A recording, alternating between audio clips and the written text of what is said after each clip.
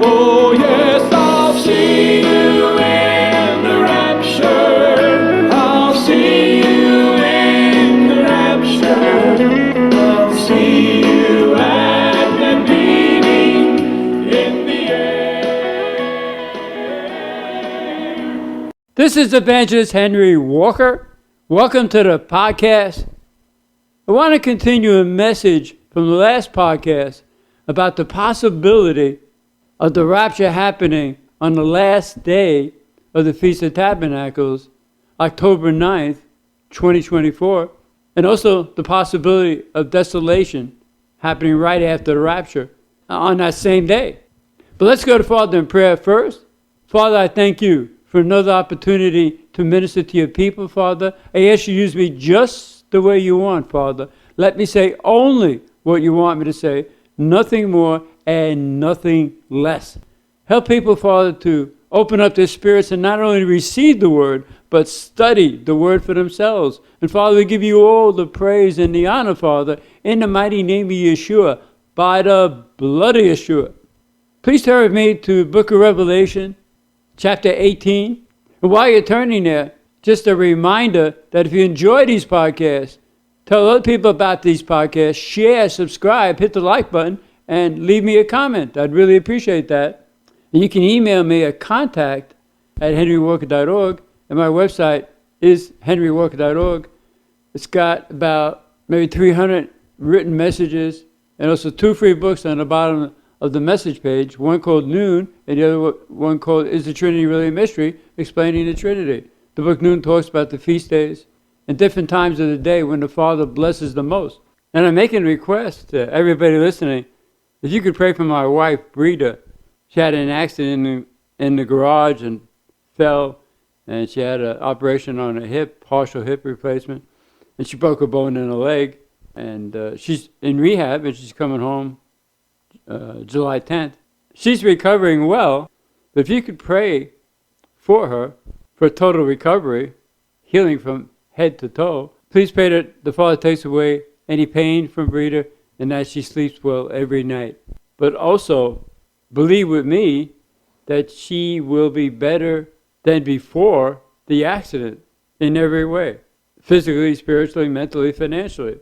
It's just like the Father. He brings the good out of everything. And I really appreciate your prayers, and she does too. Thank you.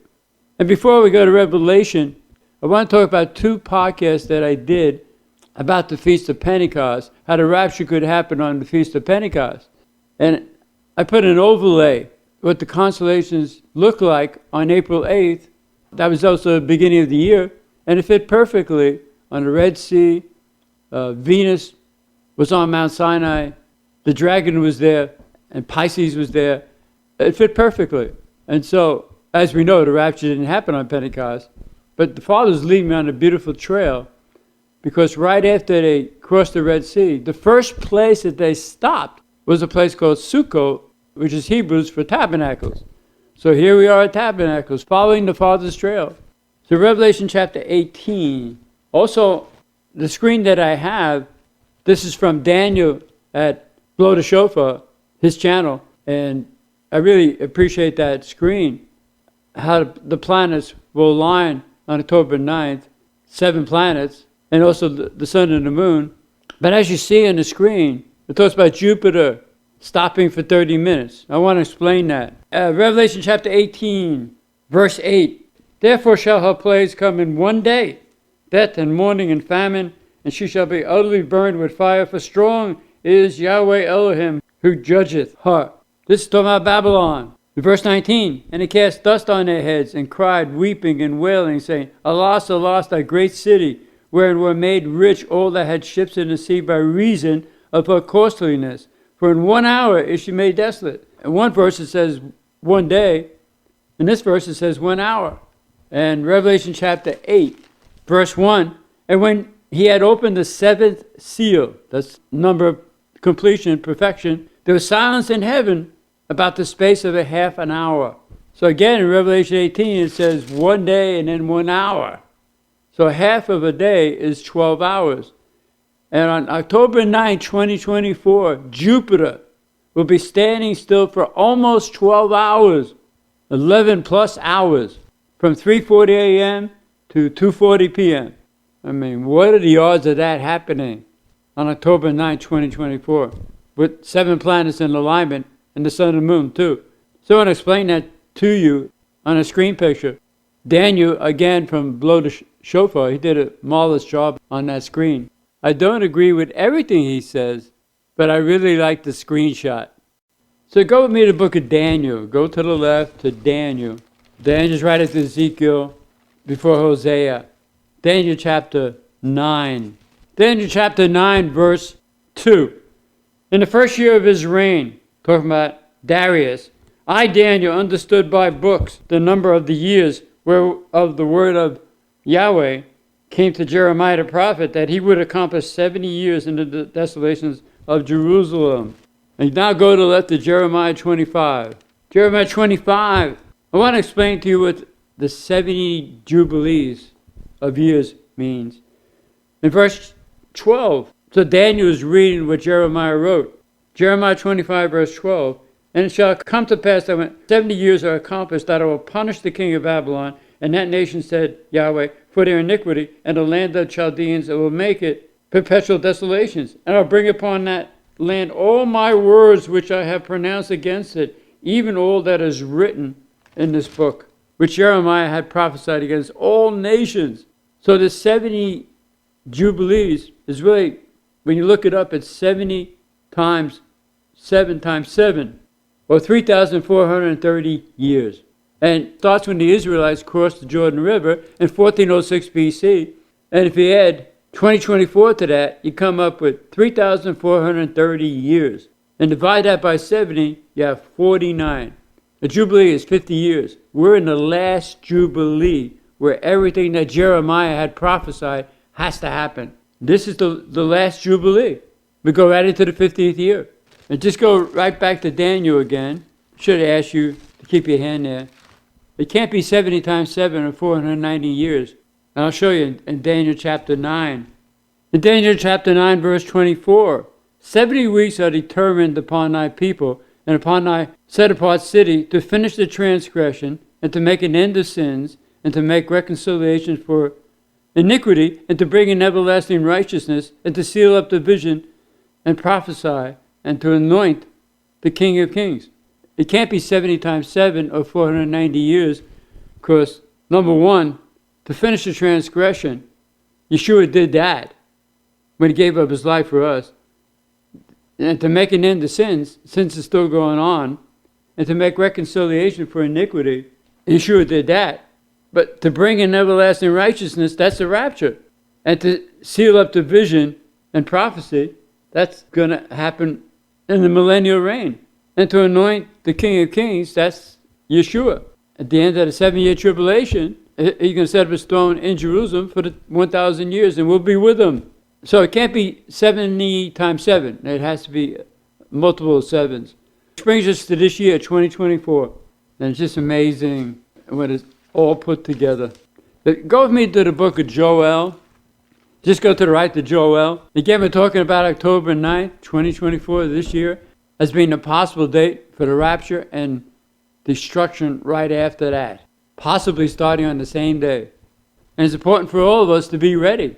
And to be ready, surrender everything to the Father, ask the Father to come into your spirit, fill you with His Spirit, mortify the deeds of your flesh, and make you more and more like Yeshua every day, bringing the fruit of the Spirit out of our lives. It's so important because He'll work on us every day. And on the Sabbath, from Friday 6 p.m. to Saturday 6 p.m. is when He does the operation that He had started all during the week. And don't forget about the relationship between the Sabbath and Sunday, the first day of the week. Very, very important. You can't stand on either side of them. They work together. Resting on the Sabbath leads to more power on the first day of the week. Remember, on the first day of the week, the first day of creation, He separated the light from the darkness. So the Sabbath and Sunday, the first day of the week, are very, very important together. Remember in Acts chapter 16, Paul and Silas were resting on the Sabbath in prison, and on the first day of the week, Saturday at midnight, is when there was an earthquake and they had more power. The power of the Father showed up for them. And so the day runs from 6 p.m. to 6 p.m. So Friday 6 p.m. to Saturday 6 p.m. is the Sabbath, and 6 p.m. on Saturday starts the first day of the week. And I believe the rapture could happen on a feast day, which is a special Sabbath, or the weekly Sabbath. In this situation, the last day of Tabernacles is a special Sabbath. Joel chapter 1, verse 14. Sanctify ye a fast, call a solemn assembly, gather the elders and all the inhabitants of the land into the house of Yahweh Elohim, and cry unto Yahweh. Alas for that day, for the day of Yahweh is at hand, and as a destruction from the mighty shall it come. Chapter 2, verse 15. Blow the trumpet in Zion, sanctify a fast, call a solemn assembly. Now you have the Feast of Trumpets, Tishri 1, on September 18th.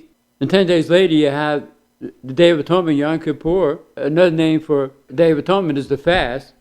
And then you have Tabernacles, a solemn assembly. So blow the trumpet in Zion, sanctify a fast, and call a solemn assembly. Solemn assembly is Tabernacles, the last day of Tabernacles, that great day. Gather the people. It's the Father giving orders to the angels to gather the people. Set apart the congregation. Assemble the elders. Gather the children and those that suck the breast. Let the bridegroom go forth of his chamber and the bride out of her closet.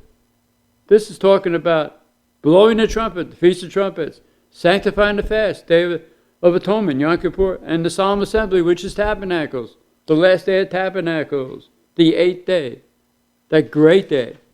And here, Joel talks about the bride and the bridegroom.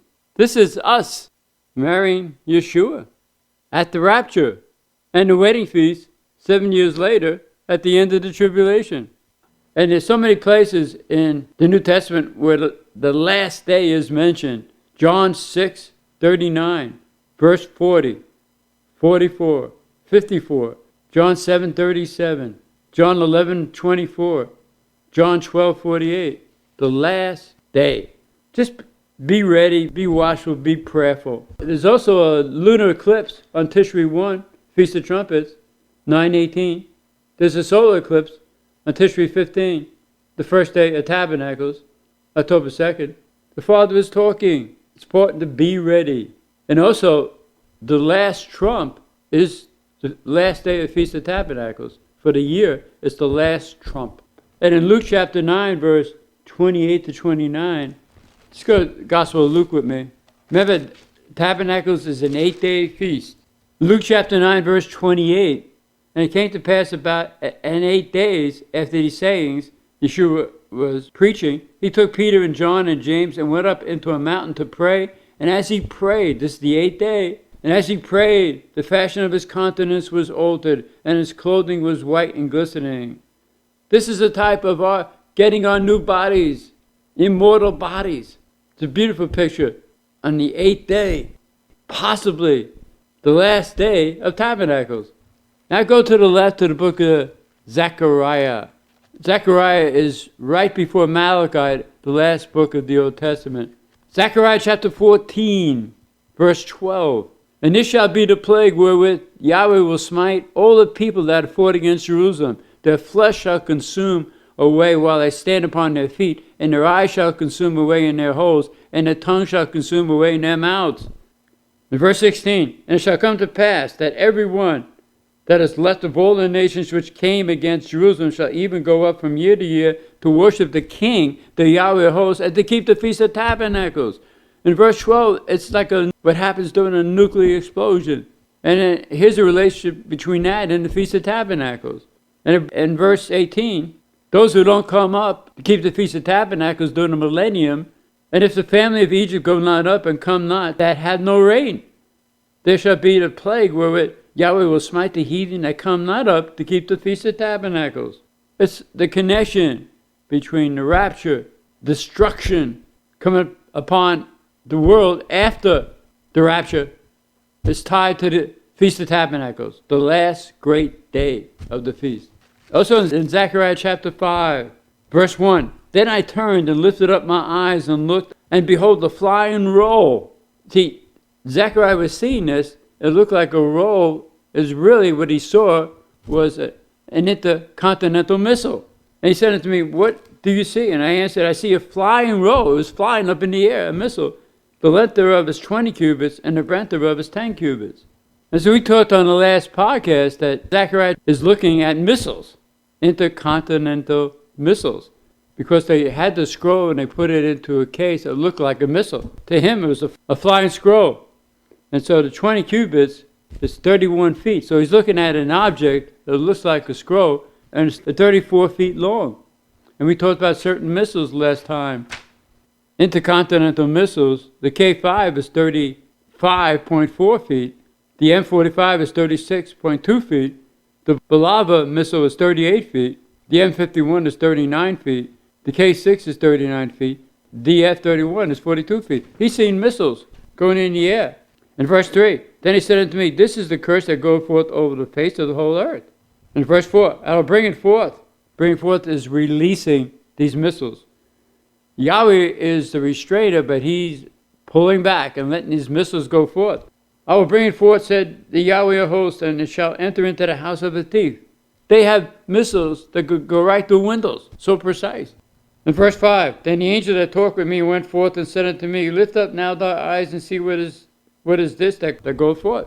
Yahweh allowed this to happen. He wanted these missiles to be released for destruction.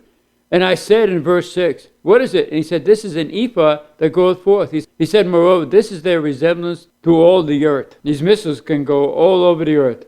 In verse 7, and behold, there was lifted up a talent of lead, which is 80 pounds. Now uranium, the missiles are surrounded by 80 pounds of uranium, which turns to lead. The lead is to protect people who are loading it on a plane and so forth. And again, behold, there was lifted up a talent of lead, and this is a woman that sitteth in the midst of the ephah. See, the word woman is a bad translation. It really should have been translated fire, flames. He's seen a plane with the missiles. The ephah is the payload of missiles ready to be launched. In verse 8, and he said, this is wickedness. And he cast it into the midst of the ephah, and he cast the weight of lead upon the mouth thereof. And these missiles are coming out of the front of the plane, the mouth.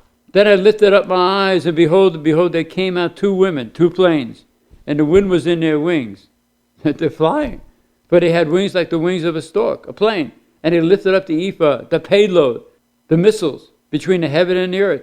Then I said to the angel that talked with me, whither do these bear the ephah? They said unto me in verse 11, to build an house in the land of Shinar, and it shall be established and set there upon her own base. Shinar means a place of two great rivers. In the United States, we have the Mississippi and the Missouri River, two great rivers.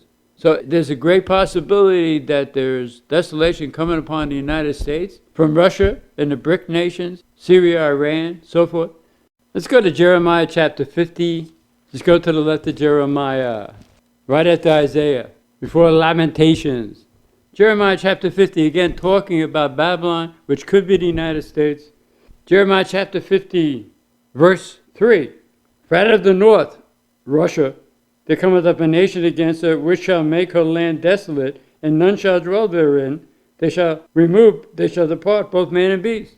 In verse 13, because of the wrath of Yahweh it shall not be inhabited, but it shall be wholly desolate. Everyone that goes by Babylon shall be astonished and hiss at all her plagues. Now, I love America. My father served in the armed forces and was killed in the service, but it's just not the same. America's not the same. You could look at Washington. You could look at the leadership. You could look possibly at Russia and other nations just licking their chops to attack the United States because of the weakness of the administration. I'm not wishing that. I'm just going to the word that's an excellent possibility. In verse 14, put yourselves in array against Babylon round about. O ye that bend the bow, shoot at her. Spare no arrows. Those are missiles. For she had sinned against Yahweh. Verse 15, shout against her round about. She had given her hand. Her foundations are fallen. Her walls are thrown down. For it is the vengeance of Yahweh. Take vengeance upon her, as she had done, do unto her. The only nation that has used nuclear weapons in war is the United States. It's coming back on her. See, again, I love the United States, but we have a heavenly country we're going to. Verse 23, how is the hammer of the whole earth cut asunder and broken? How has Babylon become a desolation among the nations? I've laid a snare for you. Thou art also taken, O Babylon. This is Yahweh laying a snare for Babylon, which could be the United States. and thou wast not aware. Thou art found and also caught, because thou hast striven against Yahweh. Verse 25, Yahweh had opened his armory, and had brought forth the weapons of his indignation. For this is the work of Yahweh Elohim of hosts in the land of the Chaldeans. Come against her from the utmost border. Open her storehouses, cast her up as heaps, and destroy her utterly. Let nothing of her be left. Look how the borders are opened up. You got terrorists coming in. The United States has never been as weak as it is right now. And it goes right back to leadership. In verse 23, the king of Babylon had heard the report of them, and his hands waxed feeble. That's exactly what is in Washington right now, the leadership. Anguish took hold of him, and pangs as a woman in travail. Verse 46, at the noise of the taking of Babylon, the earth is moved, and the cry is heard among the nations. The after effects of a nuclear bomb is earthquakes. Go to Revelation chapter 18 with me. Again, we're talking about Babylon being possibly the United States, being destroyed by the restrainer, who is Yahweh, holding things back until this time. And as I mentioned, 70 Jubilees times 7 is 3,430 years. You divide that by 70, you come up to 49. A Jubilee is 50 years. And we're at the very beginning of that end year Jubilee. It's important to watch and be careful. And look at the last day of the Feast of Tabernacles. It's so very important. And as I mentioned before in Zechariah 14, it mentions about a nuclear war, but then it mentions in the same chapter the Feast of Tabernacles in the millennium. There's a relationship. Revelation chapter 18. Revelation chapter 18, verse 1. And after these things I saw another angel come down from heaven, having great power, and the earth was lighted with his presence. And he cried mightily with a strong voice, saying, Babylon the Great is fallen, is fallen. It started in 2001 with the fall of the Twin Towers. It was a preview. The United States was invaded. And right now the United States is being invaded at the borders. Again, as I mentioned, never has the United States been so weak. It all starts with the leadership. In verse 2, and he cried mightily with a strong voice, saying, Babylon the Great is fallen, and has become the habitation of devils, and the hold of very foul spirit, and a cage of very unclean and hateful bird. Now, when John saw these two towers coming down, and he saw it looked like a bird going into the towers, it's like a bird going into a cage. That's all he could describe it as. In verse 4, and I heard another voice from heaven saying, Come out of her, my people, that you be not partakers of her sins, and that you receive not her plagues. For her sins have reached up to heaven, and the Father had remembered all her iniquities. In verse 7, how much she had glorified herself, how much she had praised herself, and lived deliciously, so much torment and sorrow give her, for she said in her heart, I sit a queen, and am no widow, and shall see no sorrow. What's the first thing that people from other countries see if they come by boat into the New York harbor? Is a Statue of Liberty, which is a pagan goddess, and it sits there as a queen at New York harbor. In verse 8, therefore shall her plagues come in one day, as we read before, death and mourning and famine, and she shall be utterly burned with fire. For strong is Yahweh Elohim who judges her. And the kings of the earth who have committed fornication and lived deliciously with her shall bewail her and lament for her when they see the smoke of her burning, standing afar off for the fear of her torment, saying, Alas, alas, thy great city Babylon, that mighty city, for in 1 hour is thy judgment came. And we talked about that with Jupiter being still for almost a half a day, 11 hours plus. We talked about the relationship between the 1 hour and the 1 day. And the merchants of the earth shall weep and mourn over her, for no man buyeth their merchandise anymore. And remember, this is the World Trade Center. In verse 15, the merchants of these things which were made rich by her shall stand afar off for the fear of her torment, weeping and wailing. How many people have made so much money from the United States, in the United States? How many billionaires does the United States have? And again, verse 19, and they cast dust on their heads, cried and cried, weeping and wailing, saying, Alas, alas, thy great city, wherein were made rich all that had ships and the sea by reason of her costliness, for in 1 hour is she made desolate. So again, this was a preview. When the Twin Towers came down in 9/11, 2001, the Father, who's the restrainer, has been restraining judgment on Babylon until now. So also, in the book of Leviticus, You can just write it down. Leviticus 23, verse 34 to 46. It talks about the palm trees on the last day of Tabernacles. And remember, we mentioned that they say Hosanna so much during the Feast of Tabernacles. And remember when Yeshua came into Jerusalem riding on a donkey on Nisan 10, 4 days before Passover. First of all, his feet did not touch the ground, and they were waving palm trees at Yeshua, singing Hosanna. And again, Leviticus 23 talks about waving palm trees on the Feast of Tabernacles. Turn me to Revelation chapter 7. In verse 9, after this I beheld, and lo, a great multitude, which no man could number, of all nations, and kindreds, and people, and tongues, stood before the throne and before the Lamb, clothed with white robes, and palms in their hands. These people have just come out of the Feast of Tabernacles, the last day of the Feast of Tabernacles, that great day. That's us who go in the rapture. The signs are all there. It's really up to us to pray and ask the Father to get us ready. And you know, it says in the twinkling of an eye, at the last trump. The last trump is the Feast of Tabernacles, the last day of the Feast of Tabernacles, the 8th day. 8 is the number of a new beginning, but it's also a number of destruction. So, in the twinkling of an eye really means sunrise. So sunrise in Jerusalem on that day, October 9th, 2024, is 6:40 a.m. 6 is the number of a man, and 40 is the number of judgment. So there's rapture and judgment. I'm not prognosticating. I'm saying with the signs that I see in the Word and the alignment of the planets and the sun and the moon, it's an excellent possibility. And remember, as I said in Ezekiel 33, we need to warn people. If we don't warn the people, the blood is on our hands. On the next podcast, we'll continue this message, and hopefully so many people get ready as a result of this podcast. As some of you may or may not know, this is a pro-life ministry. We believe that life begins at conception. The Father is the agent of conception. And every podcast I pray for the babies in the womb. Remember, with the babies in the womb, their hearts begin to beat around 18 days.